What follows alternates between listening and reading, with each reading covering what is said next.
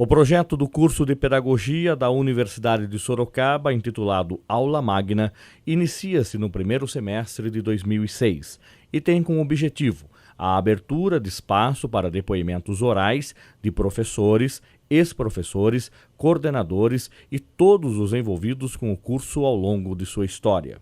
De cunho memorialístico, tais depoimentos são gravados no Laboratório de Comunicação da Uniso e estão disponibilizados tanto à comunidade acadêmica quanto ao público externo interessados em conhecer a história do curso de Pedagogia na expressão dos seus protagonistas. Professora Vânia Regina Boschetti. Formação acadêmica, graduada em Filosofia pela Faculdade de Filosofia, Ciências e Letras de Sorocaba, graduada em Pedagogia pela Faculdade de Filosofia, Ciências e Letras de Sorocaba, especialista em História Contemporânea e Relações Internacionais, mestre em Educação pela Universidade Metodista de Piracicaba, doutor em Geografia Humana pela Universidade de São Paulo. Atividades na Universidade de Sorocaba, Uniso. Professora titular de História da Educação do curso de Pedagogia, professora convidada do Programa de Pós-Graduação em Educação nível mestrado, integrante da Comissão Técnica do Programa de Iniciação Científica, integrante do Comitê de Ética, conselheira do Conselho Municipal de Educação. Selma Maria Reze Bernardi. Graduação. Licenciada pela Faculdade de Filosofia, Ciências e Letras de Sorocaba, em História, 1968, e Estudos Sociais, 1976. Pós-graduação. Especialista em História Ibérica pela Universidade de São Paulo, USP, em 1970, e História Contemporânea pela Faculdade de Filosofia, Ciências e Letras de Sorocaba, em 1973. Docência. No Colégio Veritas Sorocaba, em 71-72. Em várias escolas da Rede de Ensino Público do Estado de São Paulo, de 1964 a 1991.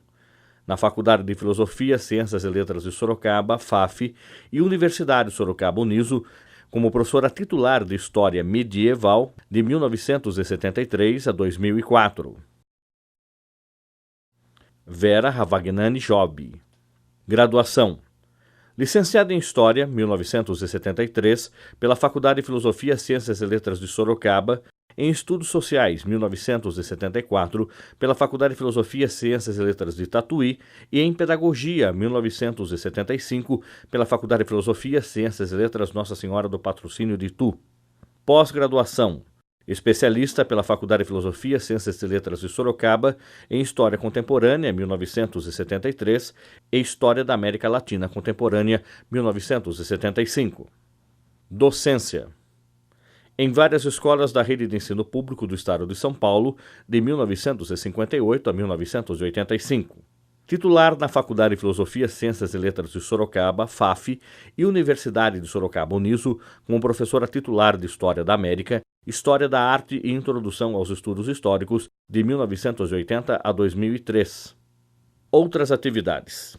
Chefe do Departamento de Ciências Sociais da Faculdade de Filosofia, Ciências e Letras de Sorocaba, de 1980 a 1984.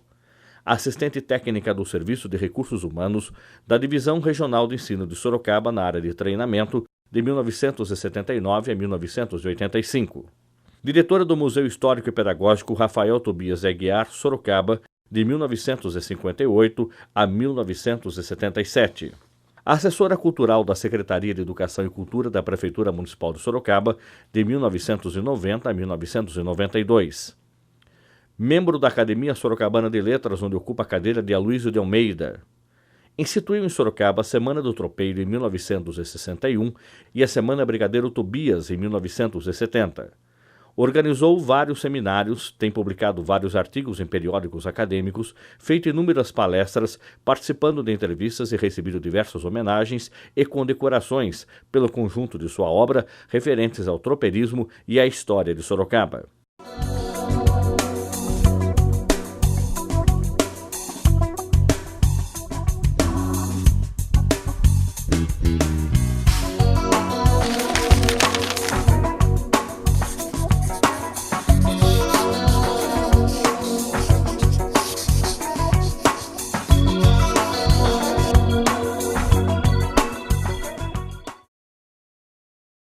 Lembrando que o projeto Aula Magna Foi idealizado pela professora Dulcina Guimarães Rolim, do Colegiado de Pedagogia. Hoje ele está em sua 9ª edição e é uma forma muito feliz e muito adequada de mostrar, através da memória e da história oral, de que maneira pessoas profissionais se ligaram à instituição que hoje conhecemos como Universidade de Sorocaba e têm construído a sua história. Estamos na casa da professora Selma Reze Bernardi, que é uma das entrevistadas, e juntamente com a professora Vera Ravagnani Job. Professora Vera e professora Selma são referências indispensáveis quando se fala no curso de História da antiga Faculdade de Filosofia, Ciências e Letras de Sorocaba e também da Universidade de Sorocaba. Pensar num curso de História sem referenciar as duas professoras é deixar uma lacuna na história desses cursos e da instituição. Hoje elas estão aqui para contar parte dessa história e mostrar como ajudaram a tecer a história do ensino superior na nossa instituição. Professora Vera Job, quais são as suas melhores lembranças do começo como estudante do curso de História e como professora do curso de História? Olha, eu tenho uma lembrança tão maravilhosa guardada comigo desde o primeiro momento em que eu entrei na faculdade de História. Porque eu já trabalhava em museu, mas eu gostava muitíssimo de História porque eu tive professores de História maravilhosos. O interessante é que quando eu entrei no curso de História, eu descobri que a História era muito maior do que eu sonhava. Bem, todos os momentos me foram assim muito agradáveis, foram tão interessantes que eu não tenho nada de especial para dizer por enquanto. Eu só posso dizer o seguinte: enquanto estudante, eu fui uma estudante muito perfeccionista. Adorava comprar todos os livros e ler todos na minha casa, porque eu achava que ir à biblioteca ainda ia me perder o tempo de ler. Depois, quando eu comecei a dar aula, eu descobri que os alunos eram maravilhosos e que faziam a cabeça de jovem para a gente que era mais velha que eles, como se a gente também fosse jovem. Isso me fez um bem enorme. E a Selma? Quando você chegou quando? Como estudante e como professora na faculdade? Então, como estudante, quando eu fiz a escola normal no Santa Escolástica, eu era meio infantil, meia filha caçula, eu acho que era meio infantil. Não tinha muita responsabilidade e não tinha muito interesse em estudar. Então, levava muito na brincadeira, eu normalmente sou muito brincalhona mesmo, e aquilo, quando eu era menor, era bem acentuado, né? Quando eu pensei em fazer a faculdade, foi um grupo da minha classe que me convidou: vamos fazer, tem a faculdade de filosofia, diz que o curso de História é delicioso, vem uma turma muito boa, professores ótimos de São Paulo que dão o curso, e vamos fazer, convidaram. Eu me entusiasmei, estava em Mongaguá, quando falaram, viemos fazer o cursinho. Fiz com o professor João Luiz, que depois foi nosso colega. E quando eu comecei no cursinho, eu comecei a me apaixonar pelas disciplinas. E fui me interessando, aquilo foi me encantando, e graças a Deus nós éramos em 47 prestando e entramos só 17. Então o vestibular foi um vestibular muito difícil, nós estudamos bastante, eu fiquei os 2 meses de férias, desde dezembro, estudando para prestar o exame.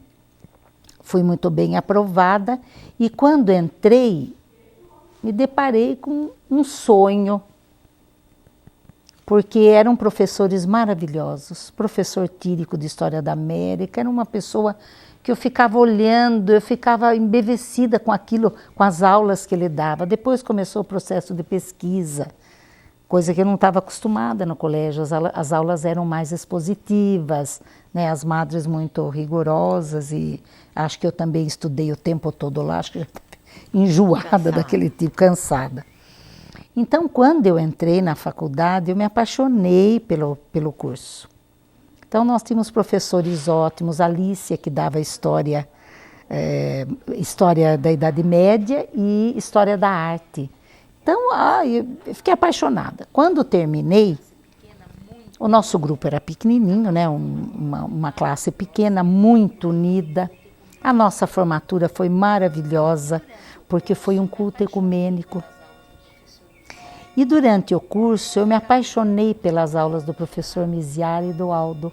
Eu ficava olhando aquilo que o Aldo falava e ficava embevecida, porque eram coisas tão diferentes do que eu escutava, e eram coisas tão novas, tão revolucionárias, que mexeu comigo. Vera, quando você entrou, seu curso era um curso de horário integral, era um curso de 4 anos, como que era a estrutura da faculdade naquela época? Como professora ou como aluna? Como aluna, no primeiro momento como aluna. Era somente de 4 horas por dia, só na parte da manhã. Parte da manhã. E foi um curso assim bastante interessante, porque entraram na mesma classe que eu uma série de professores que davam aula, mas eram pastores, eram padres, que tinham que fazer uma determinada carga de trabalho. Complementação pedagógica. Então era divertido, porque você via pastores assim, já de certa idade, e uma certa pose para manter a gente, toda a turminha da classe meio à distância, né? Foi bastante interessante.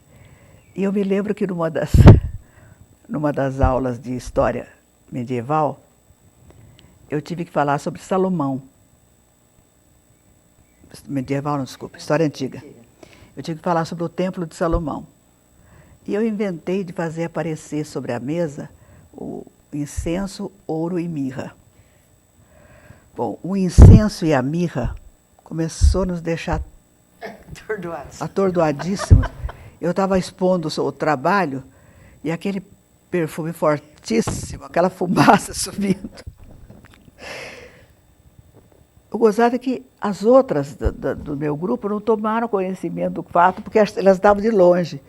E eu me sentindo mal, menina, quando eu terminei a minha parte, eu pensei que eu fosse desmaiar, porque o meu nariz estava impregnado daquele cheiro da mirra e do incenso. O ouro, eu tinha levado uma pecinha pequenininha de ouro, né? Então não aconteceu nada, mas e trouxe de volta o ouro. Mas o incenso e mirra nunca mais. E era um curso de meio período, um período só, mas foi muito bom, foi muito válido, havia assim, professores também muito bons, e os colegas eram ótimos. Você fez seu curso de que ano a que ano? Eu entrei em 1970 e terminei em 74. Não, eu terminei em 73. Curso de 4 anos. 73. Minto, foi 3, 4, não, o meu já era 3. O seu já foi de 3 anos. Mas vocês não foram contemporâneas de curso? O meu foi de 64 a 68. 68. Você imagine que foi o auge da Revolução. Eu lembro do professor João Luiz, eu lembro das assembleias que faziam para comunicar, da UNE, e era o João Luiz e Emília Cano Rodrigues, que faziam parte na época acho que do diretório. Acho que era diretório acadêmico. O DASTA. Isso, o DASTA, isso mesmo. E muito interessante. Nossa, a gente viveu intensamente aquele período. Inclusive, o João Luiz foi ameaçado, o Aldo teve problemas, então a gente se inflamava, né? E a gente que saiu daquele colégio de madre, tudo muito certinho, quer dizer, era a vida para a gente. Nossa, eu amei demais a faculdade, os colegas eram muito unidos, nós éramos em 17, meu período eram 2 períodos de aula. Manhã e tarde. Manhã e à tarde. Então, às vezes, a gente ficava pela cantina na hora do almoço. A cantina era frequentada por artistas, né? Eu já falei de que o Geraldo Vandré vinha ali. Então, era muito dinâmico, era uma coisa assim que a gente se envolvia, não é? Então, eu amei o curso, todas as disciplinas. Lógico que alguns professores foram mais marcantes, outros menos. Eu tive uma professora também de História do Brasil que veio substituir um professor muito tradicionalista, que era o professor Hélio. E ela chamava-se Ana Dobbs, ela veio muito novinha da USP. Então, ela veio com uma bagagem de conhecimento. Até pouco tempo eu tinha o caderno dela guardado, porque as pesquisas, as leituras que ela dava de literatura para complementar as aulas eram maravilhosas. Então eu acho que eu fiquei apaixonada. Sempre eu digo que se eu tivesse que começar a minha vida profissional, eu seria professora e de história. A professora Vera comenta que levou numa apresentação Ouricense e Mir, que ela comprava todos os livros, porque não queria nem perder tempo de estudos na biblioteca. Se a gente fizer uma ponte com o aluno de hoje, ele tem acesso à internet, ele tem como xerocopiadora, ele tem recursos de multiplicação da informação de uma maneira muito boa. Naquela época, não se dispunha desses recursos. De que maneira esse material chegava à mão? Vocês fizeram um curso de história, um curso de um grande conteúdo teórico por excelência. Como que vocês tinham acesso a esse material? De que maneira os professores trabalhavam com livros, com apostilas? Qual era o procedimento? Nós tínhamos a biblioteca à disposição e como nós tínhamos 2 períodos, a gente vivia direto na biblioteca.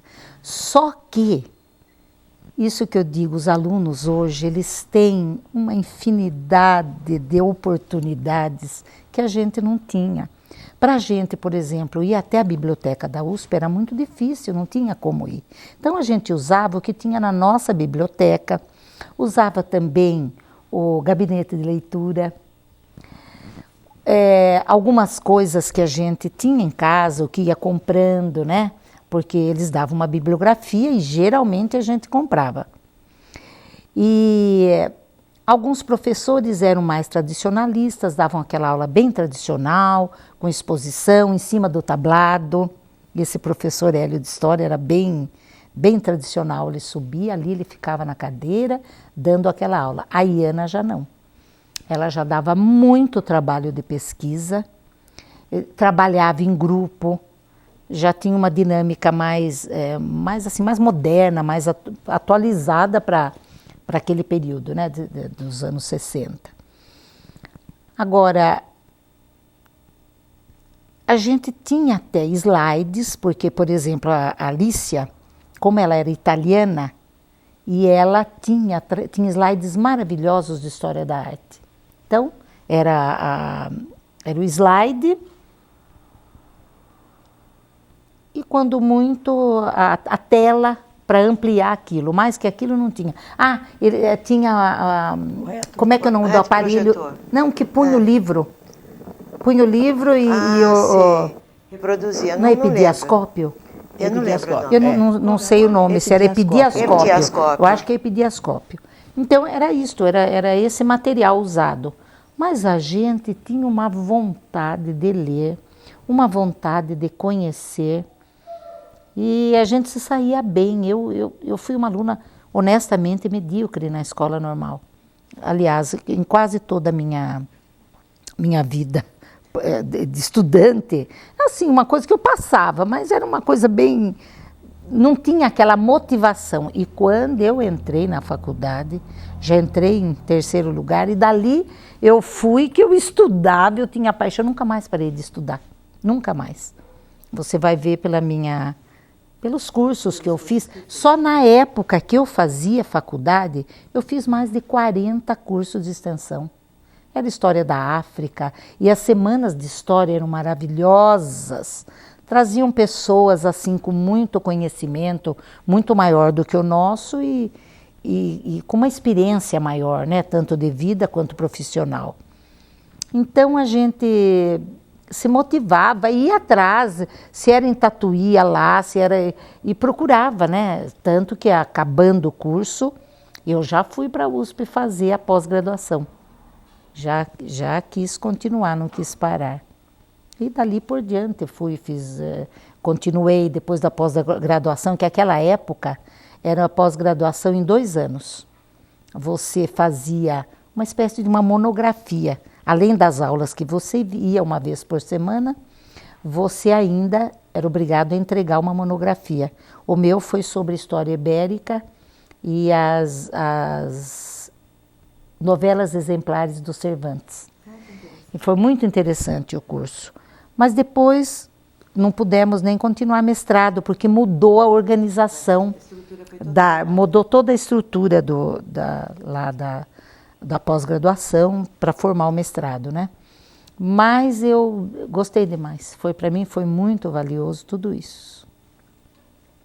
Vera, você começou como professora na faculdade, de que maneira? Hoje, como é prática nas instituições de ensino superior, são publicados editais, torna-se um concurso público, as pessoas interessadas se inscrevem, tem que haver atendimento a determinadas exigências.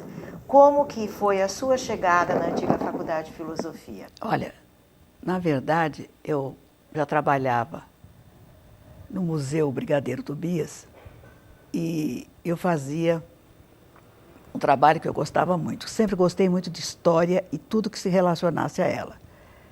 E quando eu vim para Sorocaba, em 1958, eu conheci o Monsenhor Luiz Castanho de Almeida, o Aloísio de Almeida. E eu simplesmente amei a inteligência dele, a pureza dele. E ele começou a me falar sobre o tropeiro de Sorocaba. Aí, antes mesmo de fazer o curso de História, eu já fazia encontros de diretores de museu, encontros de museus e tal. E eu comecei a trabalhar na história do homem, que para mim é o maior construtor de Sorocaba, que é o tropeiro. É aquele homem que não tem nome, né? É o herói sem nome. E eu fiz, após terminar a faculdade em 72, eu fiz 2 especializações. Uma em Relações Internacionais e a outra em História da América Contemporânea. Mas eu nunca pensei em dar aula na faculdade. Eu continuei trabalhando. Quando foi em 79, o professor Rosalvo Florentino de Souza telefonou para mim e disse que ele não ia voltar a dar aula e que ele queria que eu o substituísse. Ele tinha sido meu professor também na faculdade, né? E o professor João Luiz, que era o chefe do departamento, telefonou para mim e confirmou que era para eu ir lá. E eu comecei a dar aula no dia 2 de fevereiro de 1980. E foi assim uma chegada, vou dizer assim, para mim, da minha parte, eu tive a impressão que foi uma coisa assim tão importante para mim, porque eu me senti tão valorizada. Porque, na verdade, eu não havia feito nada por merecer aquilo, quer dizer, em termos de dar aulas. Que eu tinha ganho cadeira prêmio quando eu fui professora primária, ou seja, para a extrema base. Tinha dado aula em São Paulo, depois eu vim para Sorocaba para instituir aqui o Museu Brigadeiro Tobias. Era um museu histórico e pedagógico. A proposta era interessantíssima. Era uma proposta de se fazer um museu em que as pessoas pudessem tocar e pudessem saber a história desse objeto. Por que esse objeto está aqui? E a gente teria que monitorar essas visitas. Mas, na verdade, não foi desenvolvido tão bem assim. Então, quando eles me convidaram, eu passei a ficar assim, desesperada para saber tudo sobre a história da América. Porque a ideia é a história da América inglesa e espanhola, porque a América portuguesa é Brasil, eu não poderia entrar na história do Brasil. Mas eu gostei tanto, foi tão bom. Eu acho que foi assim um marco muito importante. Foram 2 marcos importantes que eu tive na vida. Foi a primeira vez quando eu consegui instituir pela primeira vez a Semana do Tropeiro, que hoje está na 30ª, sei lá que número de comemoração, e o meu primeiro dia de aula na faculdade. Foi uma coisa assim que eu senti uma emoção. Não sei se vocês notaram, mas eu gosto muito de falar, então você já imaginou, né? Falar de história, então, é uma coisa maravilhosa. Selma, você falou há pouco que um dos momentos bons da faculdade foram as semanas de história. Conte um pouquinho como elas eram, como aconteciam. Então, desse período em que eu era aluna, as semanas de história eram organizadas pelo chefe do departamento. Ele organizava com a ajuda, requisitava professores de São Paulo, geralmente da USP, ou da PUC, ou do SEDE Sapiense. Então, eram pessoas que vinham com um cabedal muito diferente daquilo que a gente estava acostumado a vivenciar, uma experiência maior. E se completava, às vezes, com música, com uma união, porque não era só história. Ia junto geografia, vinha filosofia, vinham outros cursos também participavam. Cada semana era... depois é que houve essa unificação, mas no começo elas eram separadas. Então a gente participava de um mundo universitário mesmo, que a gente tinha acesso a um conhecimento diferenciado, né? Não só das disciplinas do curso de História. Então, eram maravilhosas. E a gente ficava naquela escadaria, isso no tempo quando aluna. Depois, no período em que a gente licionou lá, né, em que eu licionei, a Vera pode falar como era. Também era uma delícia. No começo também o chefe de departamento é quem organizava com a ajuda de um grupo, e depois os alunos começaram a participar. Então os alunos faziam pesquisas e apresentavam, participavam de fazia mesa de debates, né? Então era muito gostoso, e eu acho que completava bastante o curso e esse mundo universitário, né? Com uma visão mais ampla do conhecimento, né? Envolvendo várias disciplinas. Era muito bom, muito, muito proveitoso. Agora, logicamente, que ultimamente, não é bem ultimamente, eu acho que os alunos, enquanto professora, nem todos avaliavam a importância.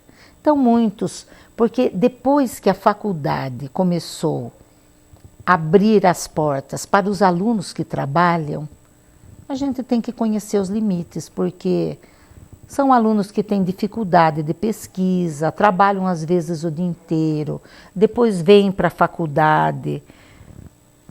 O espaço, né, em casa para eles trabalharem isso fica complicado, fica difícil. Muitas mães de família, no curso de História, muita mulher que são mães de família, às vezes são professoras, mães de família e estudantes. Quer dizer, para coordenar tudo isso não é fácil. Então, em vez de ficarem para assistir as palestras, saíam para fazer pesquisa, para fazer os trabalhos, aproveitar. E muitos ficavam no barzinho da frente cantando, né? Também tem isso. Sem falar... Que fazia parte, né? Sem falar, por exemplo, que enquanto como aluna nós assistimos todas as palestras da Semana de História, a gente queria assistir tudo. Nessa época também que a Selma está falando, há alguns alunos que se sentavam na primeira fila. E começava a palestra, a pessoa assintosamente levantava e saía. Isso mesmo. Eu ficava pensando, meu Deus do céu, sabe o que acontece? A gente fica meio saudosista, sabe, Selma? É verdade. Porque no meu tempo ninguém levantava assintosamente na frente de um palestrador. Para alguém que estava falando. Realmente. À medida que se abriu para uma nova clientela, né, ter acesso a esse conhecimento da universidade, é lógico que houve assim uma diversificação. Democratização, Democratizou e né? diversificou. Então, nem todos os alunos que entram também tendo a possibilidade, né? O conhecimento necessário, a possibilidade, a vivência, para poder apreciar tudo isso aí.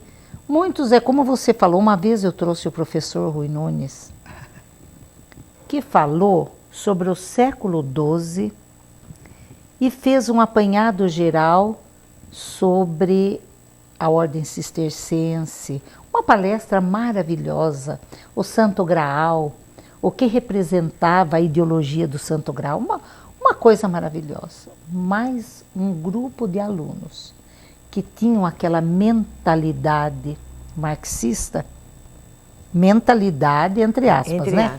Marxista, começaram a fazer Eu quase morri. Se pudesse, eu teria caído embaixo da mesa e não teria continuado. Ele foi até, porque o Rui Nunes não era bravo. Sim. Ele até que foi delicado, tentou, sabe, contemporizar mas é a tal coisa, quer dizer, aquele público, nem todos estavam preparados para escutar uma palestra aquilo, não é? desse Mas eu acho que até isso tudo é válido, porque também a pessoa teve uma chance, né, de escutar. Então, as semanas de história sempre foram muito proveitosas para aqueles que tiveram interesse, né? Selma, você falou que havia as outras semanas, e ligando isso ao fato de vocês serem da época em que o curso funcionava durante o dia, então isso realmente define um pouco a clientela, a gente que não está trabalhando, que pode dedicar o dia inteiro aos estudos. Na época não havia curso noturno, na época que você fez não tinha curso noturno, era exclusivamente um curso diurno, né? E tudo circunscrito ao espaço do Campus Trujillo, aquilo que a gente chama de Campus Trujillo. É isso que a gente pensa. A universidade não era, aliás, faculdade, porque era FAF, né? O prédio era um prédio limitado, maravilhoso, delicioso. Acolhedor. Né? Acolhedor. Só que eu acho assim que, apesar de o investimento não ser tão grande no prédio, mas o investimento era na qualidade do ensino. As pessoas que eram requisitadas e que vinham, tinham um cabedal de conhecimento enorme, se investia no conhecimento da gente, porque mesmo no começo, quando a gente começou a dar aula lá, né, Vera? A gente tinha a chance de participar de congressos, de ir depois, mais tarde, possivelmente, eu vou falar de quanto eu participei em História Medieval, coisas maravilhosas e que os alunos se interessavam e iam. Então, eu acho que, logicamente, cada tempo é um tempo. E falando da clientela, nós éramos em 17, você não pensa que eram pessoas ricas, não. Eu tinha uma colega que, através dela, que eu entrei dar aula na faculdade. Era uma pessoa de recursos muito limitados. Tanto que ela trabalhou como... Eles davam cargo, né, dentro da faculdade. Era bolsa, né? Era bolsa uma trabalho. Bolsa trabalho. Bolsa trabalho. Então, ela trabalhou lá dentro e depois, logicamente, se efetivou no Estado. Mas quando ela estudava, ela não era uma pessoa rica. Muitas pessoas, a maioria, muitas vinham de Tietê, de Tatuí, de vários lugares. A região vinha para Sorocaba. Vinham para Sorocaba e era um sacrifício, porque era cara a passagem para ir até a cidade. Muitas moravam em casas de algumas famílias amigas ou de parentes. Mas havia muito esforço, havia muito interesse, porque eu acho que o jovem naquele momento não tinha essa diversidade de interesses, de divertimentos, não é? A escola, eu acho que estava mais... Ela estava mais de acordo com o interesse, ela possibilitava ao estudante uma gama de conhecimentos que fora ele não tinha muito acesso, era a escola o caminho para isso. E hoje não, é como você falou, os meios de comunicação, a internet e tantos outros meios de comunicação que tiram o interesse, né? Aquele interesse. Lá era limitado, era ou você ia à escola, estudava e lia, não é?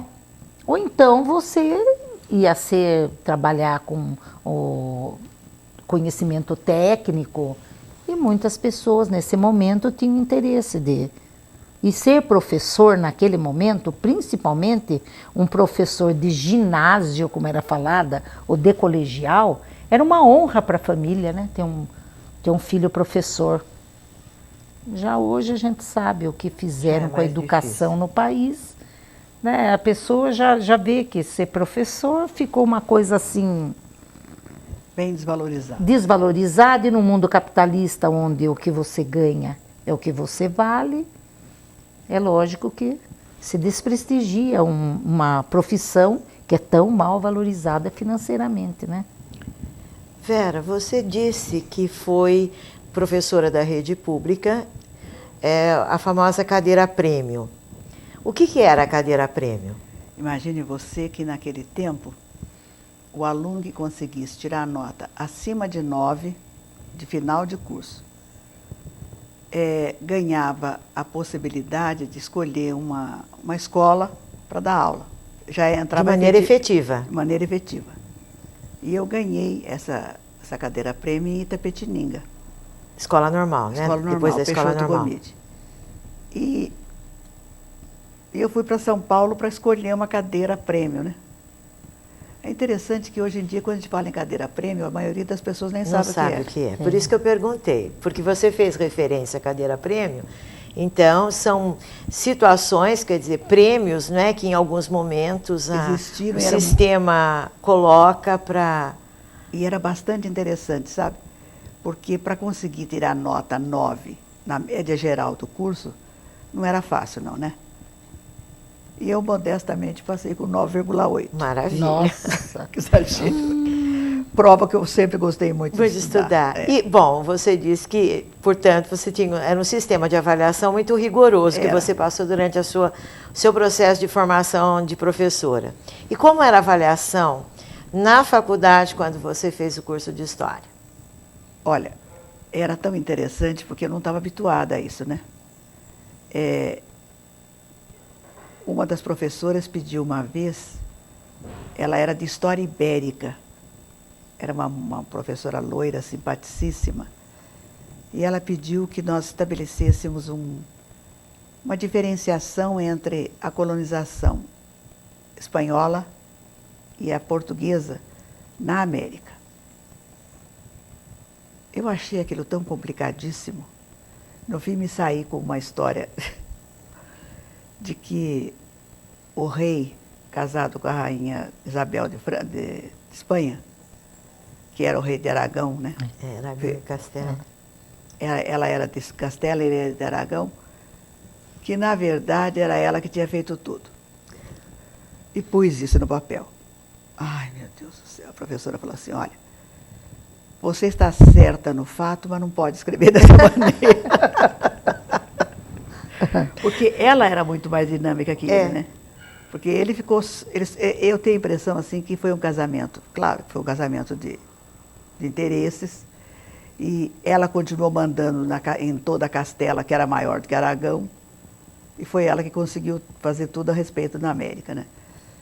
Então, eu acho interessante, assim, que por gostar de falar muito e de escrever bastante, eu saí com essa, que eu achei que a Isabel de Castela era muito melhor que o rei da Aragão, que nem me lembro o nome dele. Fernando. Então é interessante que a gente... E essa professora foi simpática, porque ela disse assim, olha, vou lhe dar nota total, mas você não deve escrever isso, porque você tem que escrever só com provas. Como é que você vai provar isso numa prova simples? Documental e escrita, né? Então, aprendi que não se pode falar tudo o que se pensa. Selma, E a avaliação na sua época, porque você fez o curso antes, né, com outros professores, como acontecia? Porque acho que nós três que fizemos faculdade de filosofia, passamos por um vestibular eliminatório, com prova oral, com média a ser alcançada. Uma língua. Né? Uma língua estrangeira. Né? Prova oral. Prova oral, eram 3 dias de provas, né, que nós fazíamos durante os vestibulares. Para ter uma noção, de 47 alunos passar 17, você imagine como era não existia essa obrigatoriedade de preenchimento de todas as vagas. E durante o curso, essa avaliação, como é que era? Muita prova, variava muito trabalho? De professor para professor. Geralmente, todos os professores faziam prova escrita, alguns faziam entrevistas, não uma, mas várias entrevistas. E seminários. A gente pesquisava, eu lembro que eu tive um professor de História da América, um professor rigorosíssimo, chamava-se Tírico, e ele era da PUC. E ele distribuiu os vários seminários para os alunos, né? E não era em grupo, o seminário individual. E o meu caiu vice-reino. Eu fiz e tive 10 com ele, ninguém tinha 10 com ele. E eu tive 10. Quase morri de satisfação, porque quem estava acostumada na escolaridade anterior não levar nada muito a sério, eu fiquei muito orgulhosa, muito contente. Agora, outros professores, às vezes, só davam provas, né? O professor Hélio não dava seminário, dava prova mesmo escrita. Agora, a prova escrita todos davam. E sempre dissertativa. Individual e dissertativa. Não era nada de perguntinha com X, não. Essa Iana, além dela dar o conteúdo que ela explicava, ela dava a literatura. Então, você lia aquilo, depois as perguntas que ela fazia, nossa, para a gente era uma coisa, né, maravilhosa, porque ela pegava o conteúdo dela e o que tinha no livro e fazia a gente fazer o relacionamento. E em forma de dissertação. Eram perguntas, né, 4, 5 perguntas que você levava quase que a manhã inteira para fazer. Então, o curso, assim, a forma de avaliação era tradicional, né, que é o nosso período, 64, 68, era isso mesmo, né, mas a parte de didática também que a gente teve na Edna foi minha professora. Também nos ajudou muito. E a gente foi depois também complementando com tantos outros cursos, né? A avaliação era, para o período era bom, né?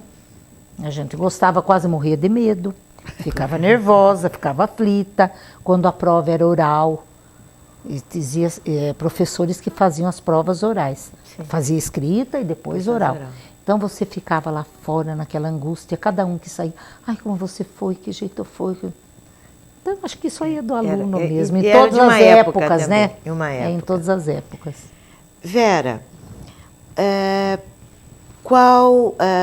por que História da América, que foi, na verdade, o seu foco dentro da faculdade?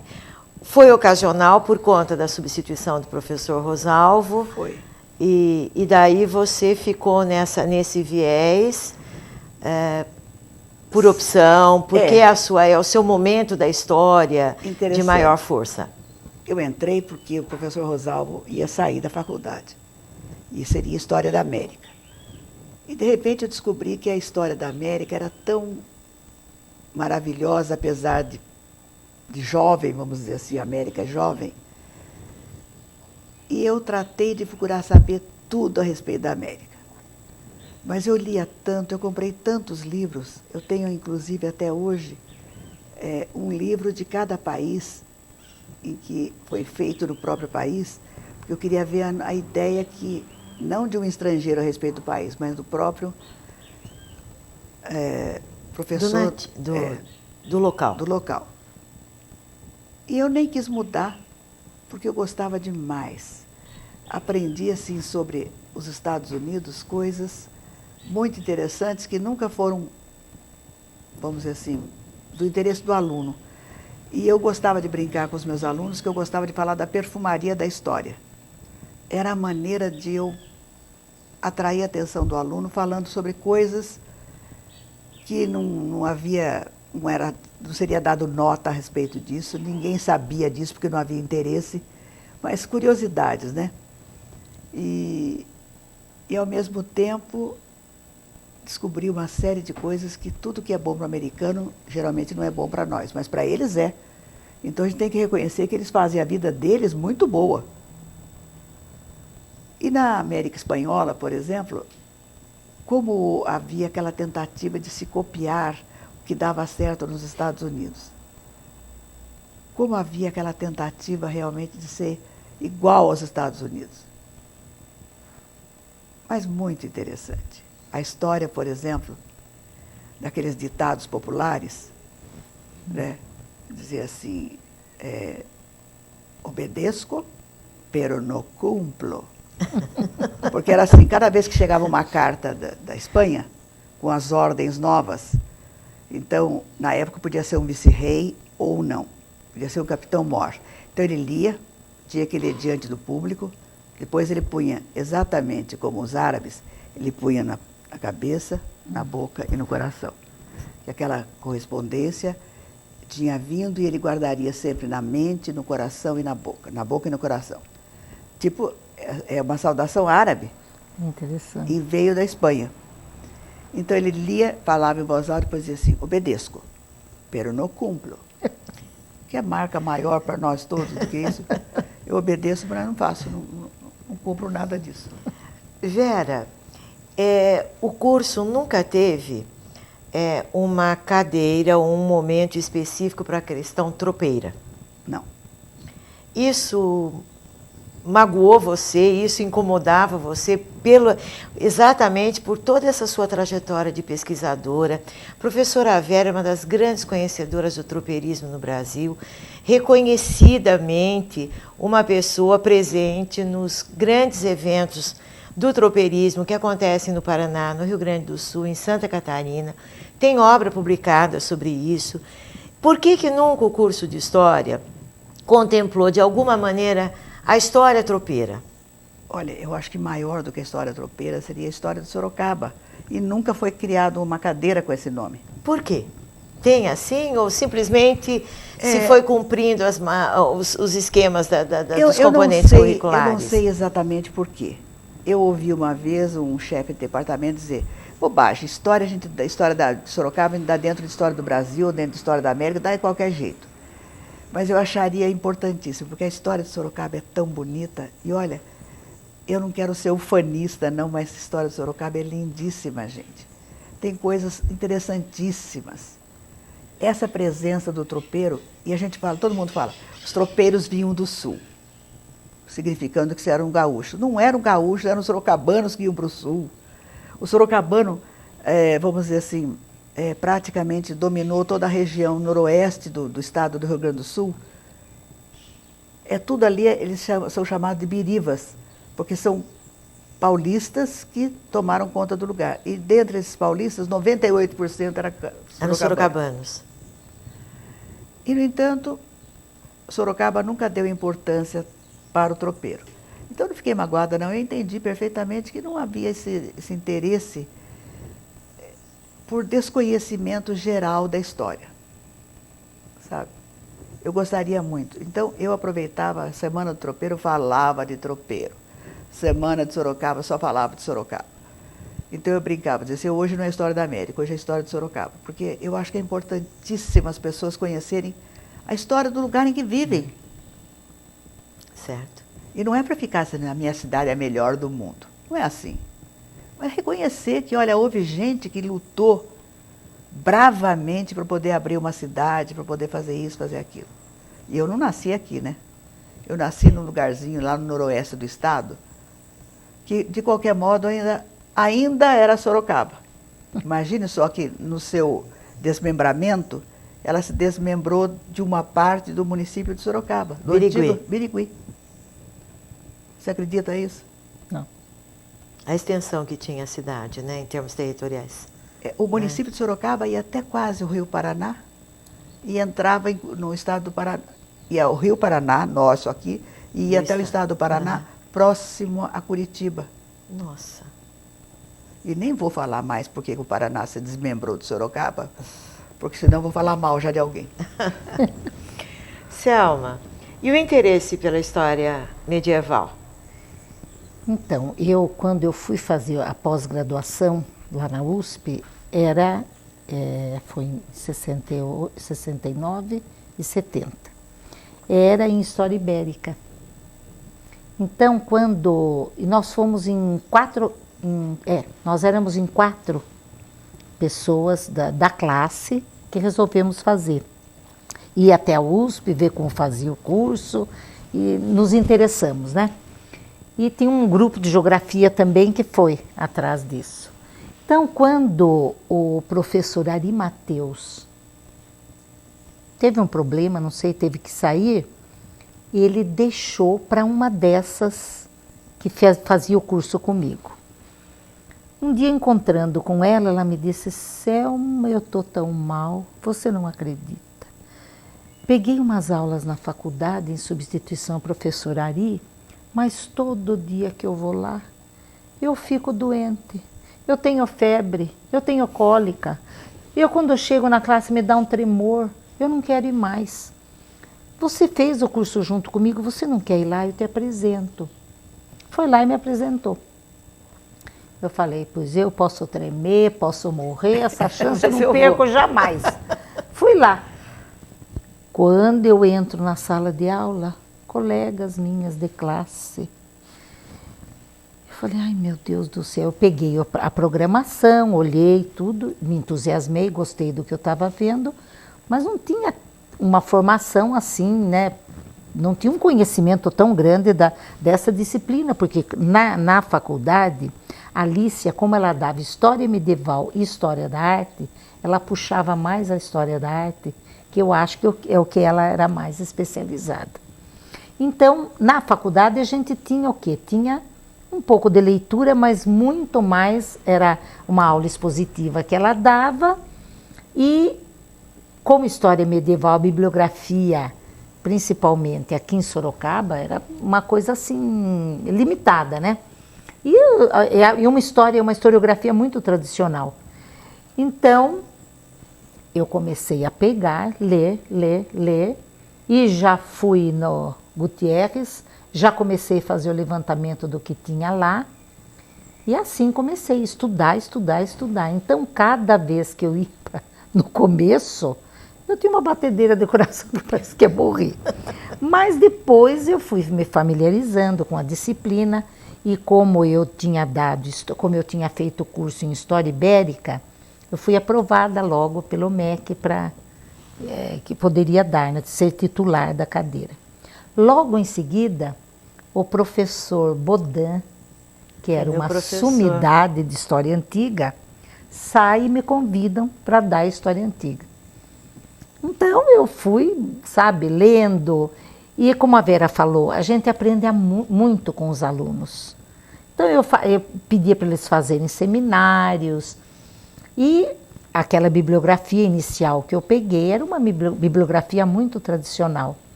À medida que as classes foram aumentando, o curso foi ficando maior, começaram a entrar alunos com conhecimento bem profundo, não era a maioria, era uma minoria, mas que exigia da gente uma bibliografia já mais diferenciada.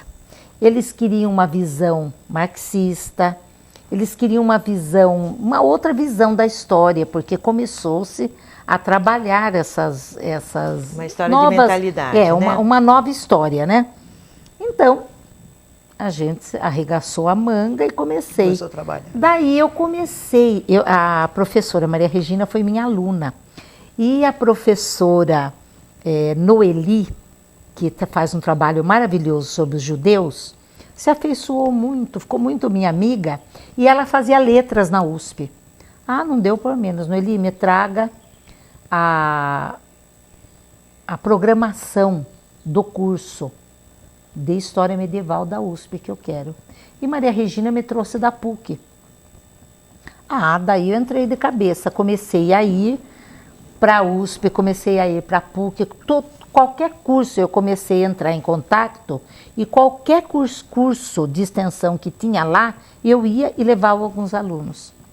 Daí eu conheci uma professora do departamento de letras, chama-se Lênia Márcia, que tinha fundado junto com um grupo da Unicamp, um grupo da PUC, uma associação que se chama ABREM, Associação Brasileira de Estudos Medievais, que incorporava todas as outras disciplinas. Então, filosofia, medieval, música, letras, então a arte, a filosofia.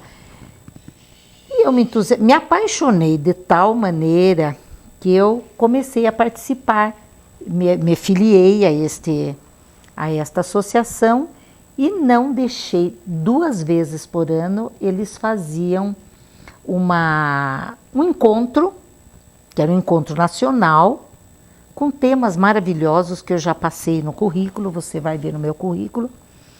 E assim, coisas tão maravilhosas sobre a Idade Média, não tinha nada a ver com a Idade das Trevas, como era falado, né? E então eu fui me apaixonando, mas me apaixonando de uma tal maneira que eu não fazia outra coisa, lia dia e noite aquilo. Estudava, lia e fui comprando muita coisa. Em cada uma desses encontros havia uma livraria que vinha com as coisas mais atualizadas, portuguesas, espanholas. Então eu comprava, lia, participava. Daí eu comecei a receber os periódicos e comecei a participar dos encontros internacionais disto. Então o primeiro foi no Rio Grande do Sul, depois o outro foi em Minas Gerais, o da Bahia eu não pude ir, que eu já estava com meu marido meio doente, não pude ir. E em São Paulo também, na USP, aconteceu na USP um deles. Então, sabe, um conteúdo tão maravilhoso, tão assim, diferenciado daquilo que a gente costuma falar do que é a Idade Média, e com uma visão assim, daí da história das mentalidades, né? Essa questão da microhistória. Então eu fui cada vez mais ampliando o meu conhecimento e fiquei apaixonada pela disciplina. Você disse que você daí eu levava larguei aluno? História Antiga, porque eu achei que, como no nosso currículo, a História Antiga e a História Medieval era dada no mesmo ano, às vezes no mesmo semestre, eu brigava e não consegui mudar isso aí, o que acontecia? O aluno vem sem base nenhuma, a grande maioria nas classes de 70, 60 alunos, a grande maioria vinha de cursinhos, desse curso que... Colegial comum. Não, nem o colegial, menos que o colegial. Supletivo. Supletivo. Vinham de cursos supletivos. Então, o que acontecia? Não tinha base, não sabia nem o que era história medieval. Falava o nome de por exemplo, Carlos Magno lá, falavam o nome, mas nem associavam, né, das transformações, não sabia nem quem era. Então, o que aconteceu? Eu achei que não tinha cabimento. Como é que eu ia dar uma... Porque dizia assim, mas não tem nada a ver, não precisa de pré-requisitos. Tem que ter, em história tem que ter pré-requisitos, não é? Porque a partir de algumas inovações que foram feitas no estudo da história, que não há necessidade de pré-requisitos. Pode começar, pega um tema e a partir daquele tema, por exemplo, pega o tema trabalho, a partir do tema trabalho, você vai e vem. Como que vai fazer isso para aluno? Porque a gente tem experiência de vida no curso já. Não, e no curso de primeira, oitava, de quinta, oitava série, de colegial, eu lecionei muitos anos no colegial e de quinta, oitava série. Então a gente vê que o aluno sem pré-requisito não tem como fazer esse caminhar de ida e vinda na história. Não dá, você tem que ter primeiro uma base para conseguir fazer isso, né? Então eu deixei, não quis mais dar a história antiga, conversei com o Aldo, ele também achou isso oportuno, porque os alunos ficavam sem compreender. O que ela sem quer a dizer, na compreensão. verdade, ela dava às vezes 2 aulas de história antiga e em seguida história da E 2 de medieval. Ah, de medieval. Na sequência. E o aluno ficava, Baratinado. para começar, que eu confundia até o próprio Sim. professor, né? É. Então eu achei melhor deixar a história antiga, daí fiquei. Quando eu fiquei com história medieval, daí eu pude me especializar muito, né? E trabalhar de uma forma mesmo com muito amor, muito amor. Os alunos falavam, você não cansa da aula? Para um pouco. Você não para de falar, você não para. Porque a gente se entusiasma. Quando você faz uma coisa que você gosta, você vive aquilo, né? Verdade mesmo. Então eu pensei que quando eu parasse, eu ia morrer.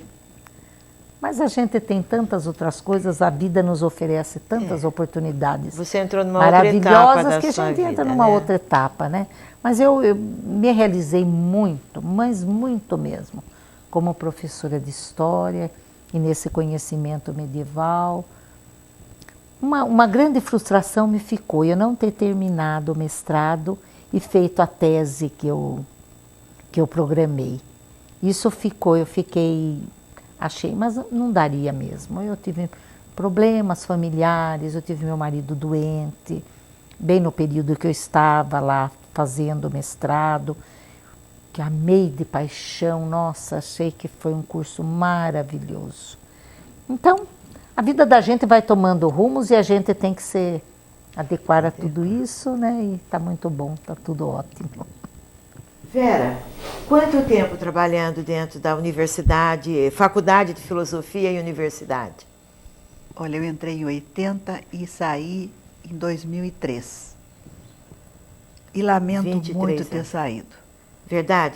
Eu saí principalmente porque eu achei que eu deveria dar lugar para pessoas mais novas, que tivessem mais uma cabeça mais jovem. Mas eu lamento muito porque eu perdi a cabeça jovem dos jovens. Eu lamento muitíssimo, eu não deveria ter pedido a demissão nunca. Quer dizer, os alunos perderiam, mas eu ganharia sempre, porque eu me divertia tanto com os alunos, tanto. Imaginem vocês que eu brincava com eles, com todos. Eu sou uma pessoa assim que não sou capaz de dizer com que roupa a Selma estava daqui a 10 minutos. Mas em aluno, quando ele chegava, dizia assim, você está com uma cara de cansado, você está de camisa nova. Eu reparava isso. E eles gostavam de dizer que eu olhava para eles, né? Então, olha, me diverti tanto, eu lamento. Mas fiquei 23 anos e amei. 23 anos. E amei. 23. Bom, a Vera coloca da relação com os alunos, o que ela marcava, esse relacionamento, esse lado jovem do aluno. E você há pouco disse, né? E a sala dos professores? Bom, e a sala dos professores?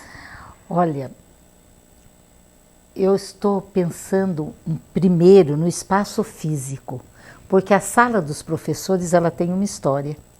Ela começou do lado do banco, quando você entra no prédio da FAF, né? Vamos chamar Trujillo, FAF. no campus Trujillo. No campus Trujillo. Quando você entra ali, entrando do lado esquerdo, tinha o banco, do lado do banco uma salinha e depois a sala dos professores.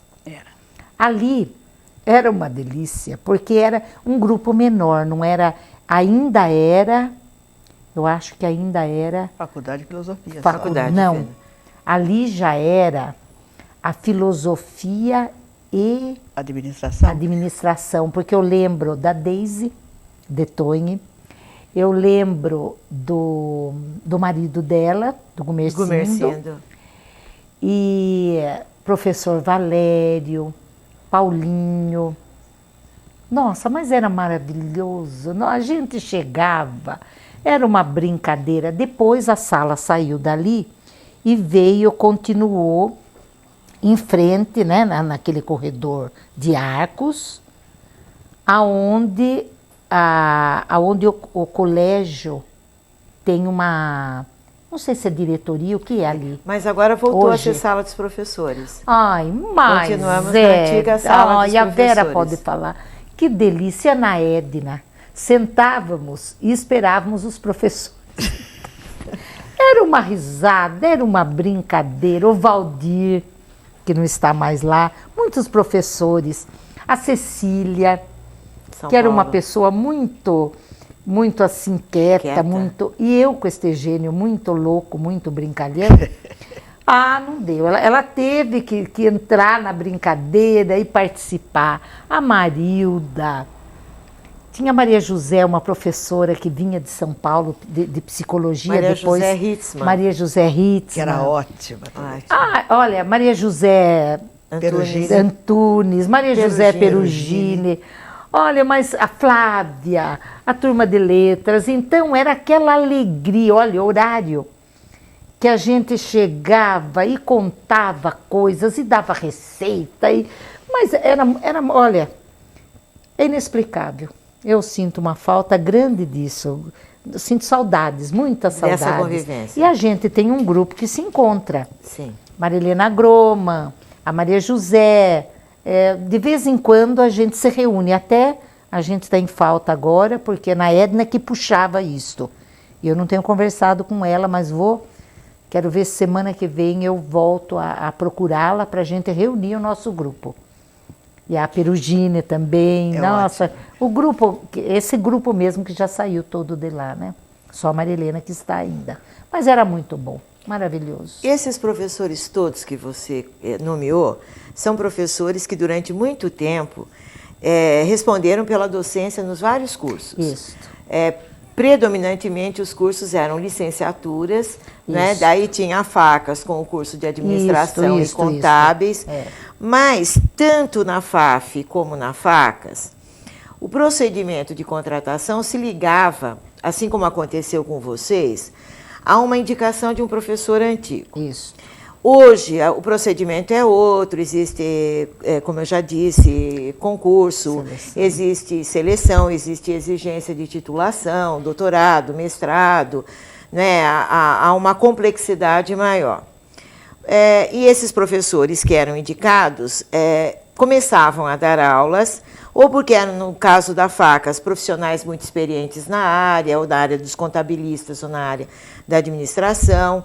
No caso das licenciaturas nossas, eram profissionais também com uma trajetória reconhecida, de competência, né, que passavam a fazer parte do corpo docente, o que nós chamávamos na época de congregação. Isso. Só que existia uma questão, uma exigência de cunho legal que você, no momento, relacionou rapidamente, que você conseguiu rapidamente a autorização do MEC. Isso.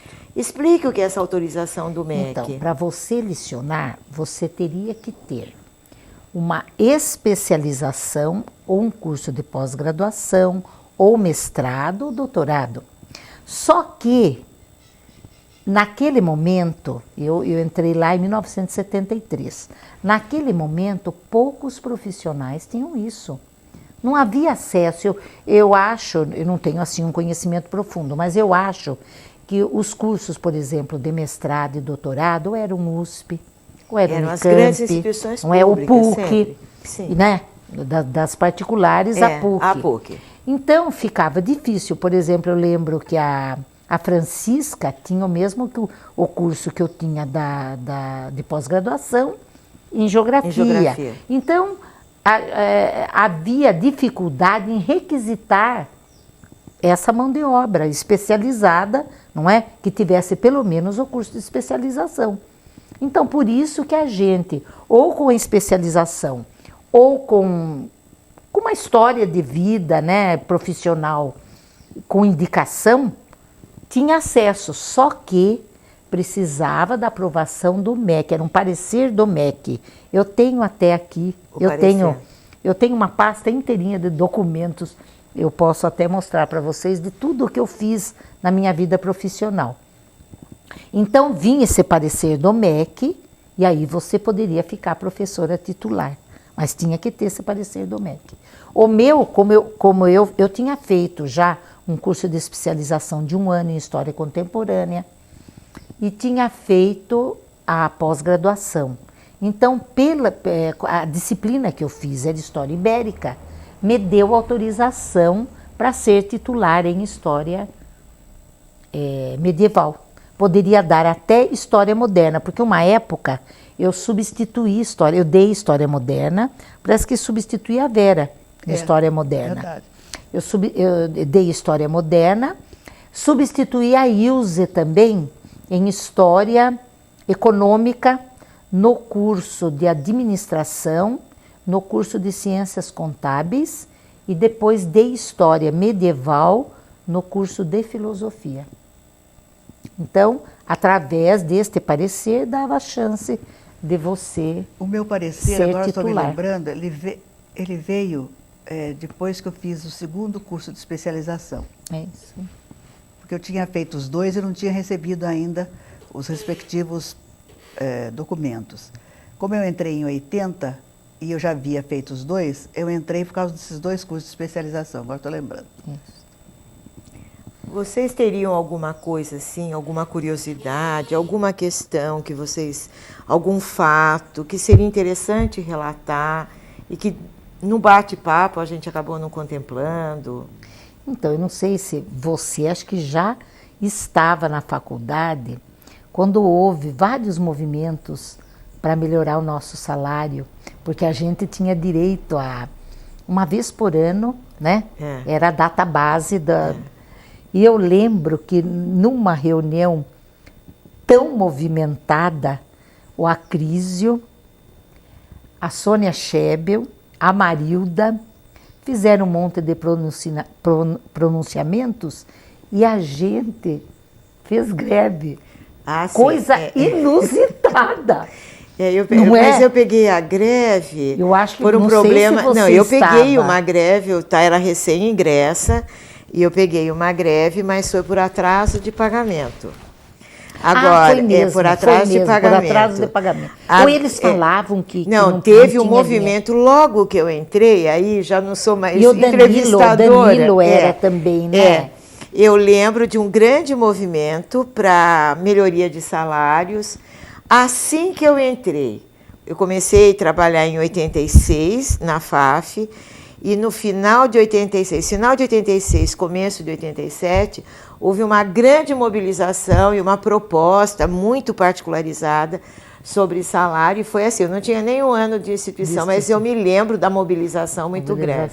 A greve veio depois. Interessante, não sei se fizeram, porque foi inédito isso, não sei se eles fizeram greve antes. E todo mundo mas com eu medo, peguei porque é uma greve coisa... de um mês. Enquanto eu estive, uma greve de um mês. Né? E você, Vera? Eu estou me lembrando alguma coisa aqui, curiosa? Eu sempre chegava antes de todo mundo. Eu tive a mania de chegar muito cedo. Cedinho. Então eu estava na sala dos professores e chegou aquele índio que ia fazer uma palestra, eu esqueci o primeiro nome dele, era também. Terena. É isso mesmo. Ele entrou, ele olhou para mim, eu olhei para ele e falei, olha, eu sou professora aqui, o senhor veio. Não, eu vim fazer uma palestra. Mas eu achei a fisionomia dele, não a fisionomia de comum nossa aqui, né? Não era aluno. Aí ele falou, não, eu sou fulano Terena, eu esqueci o primeiro nome dele. Eu falei, então agora senta aqui perto de mim, você vai contar umas coisas para mim.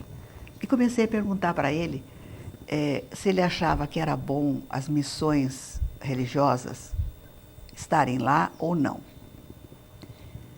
Eu achei assim, primeiro ele ficou, mas aqui é uma instituição religiosa?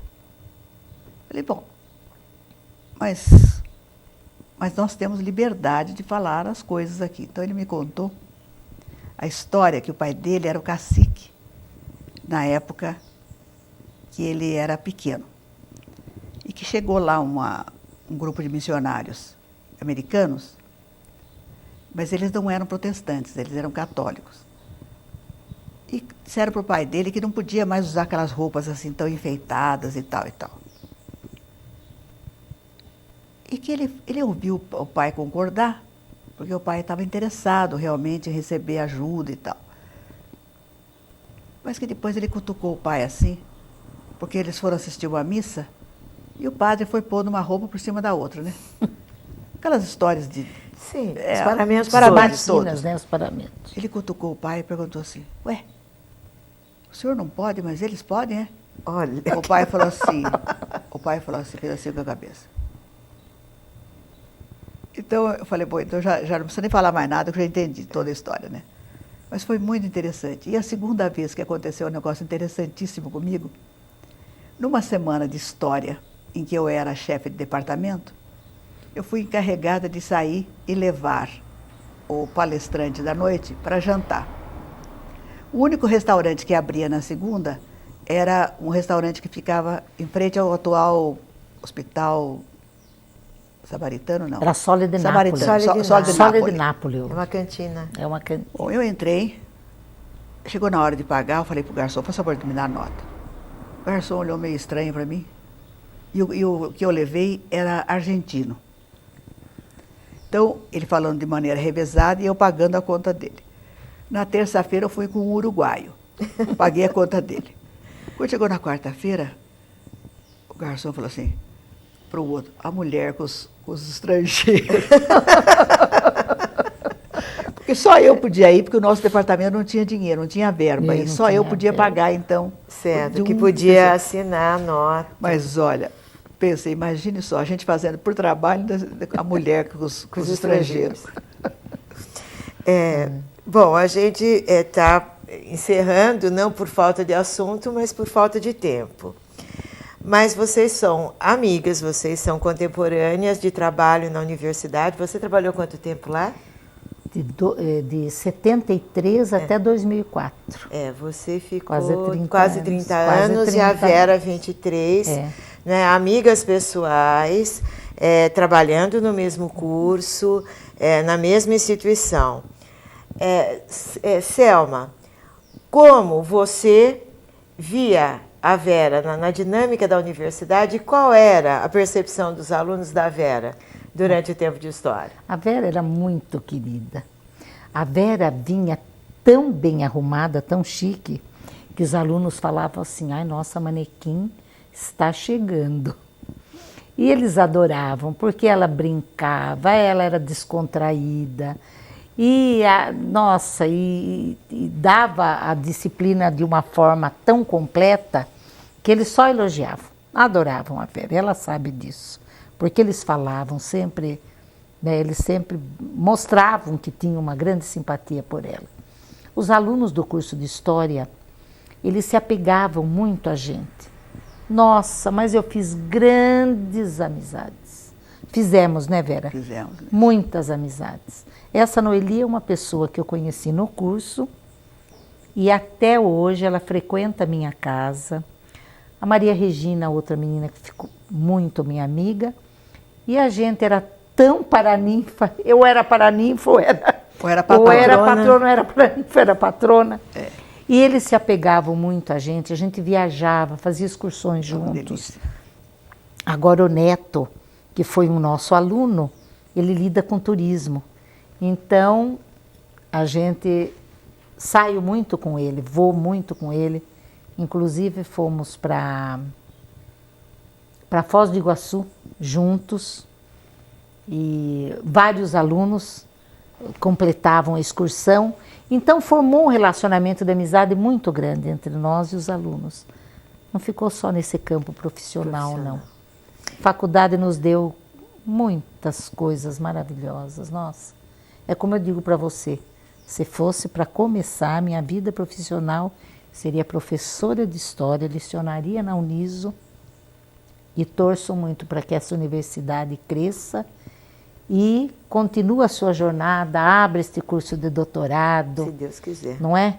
E sirva, como sempre serviu, grande parte da nossa população, de toda a redondeza. Certo.